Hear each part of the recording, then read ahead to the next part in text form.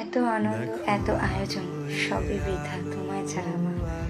যেই ছেলেগুলো নাচিয়ে ফাটিয়ে দিচ্ছিল, সে এক আর্মি ম্যানের চোখেও জল আসতে বাধ্য মায়ের বিদায় বেলা। এ এক আনন্দদায়ক বেদনা, যা মুখে ভাষায় প্রকাশ করা সম্ভব না।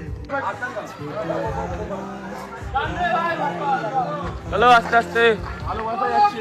হ্যাঁ,